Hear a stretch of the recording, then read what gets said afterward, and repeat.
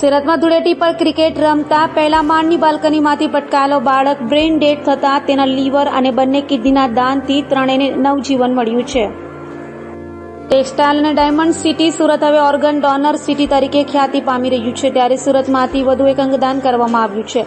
વાટલિયા પ્રજાપતિ સમાજના ખસ્તિયા પરિવાર દ્વારા પોતાના એકના એક 7 વર્ષીય દીકરા શિવમ નિલેશ ખસતિયાના લીવર અને બંને કિડનીનું દાન કરીને ઉત્તમ ઉદાહરણ પૂરું પાડ્યું છે.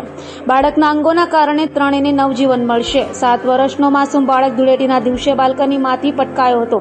હાલ તો જીવનદીપ ઓર્ગન ડોનેશન ફાઉન્ડેશનના પ્રયાસોથી પરિવારે ભારે હૈયે લાડકવાયાના અંગોનું દાન કર્યું હતું. Piyush Gondaliya, Jeevandeep organ donation foundation trust Surat.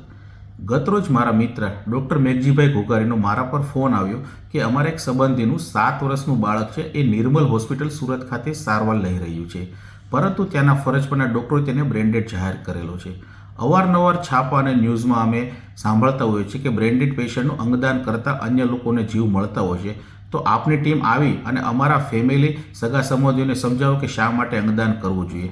આવો ફોન આવતા જ અમારી ટીમમાંથી હું, વિપુલભાઈ તળાવિયા અને ડૉક્ટર નિલેશભાઈ કાછડિયા તુરંત જ નિર્મલ હોસ્પિટલ પહોંચી ગયા.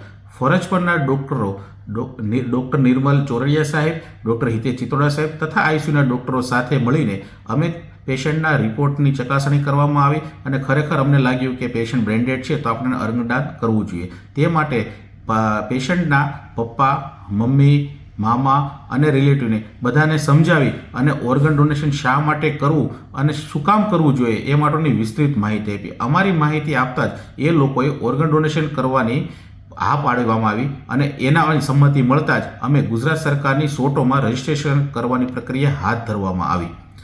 નિર્મલ હોસ્પિટલનો તમામ સ્ટાફ અને જીવનદીપ ઓર્ગન ડોનેશન ફાઉન્ડેશનની ટીમના સહિયારા પ્રયાસથી આજરોજ જીવનદીપ ફાઉન્ડેશનના 13મું અંગદાન સક્સેસફુલી રહ્યું છે.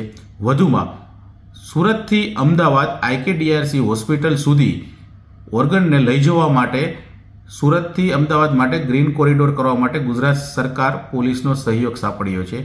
અને ઓર્ગનની વાત કરીએ તો પેશન્ટમાંથી એક લીવર અને 2 કિડનીઓનું દાન પ્રાપ્ત થયેલું છે.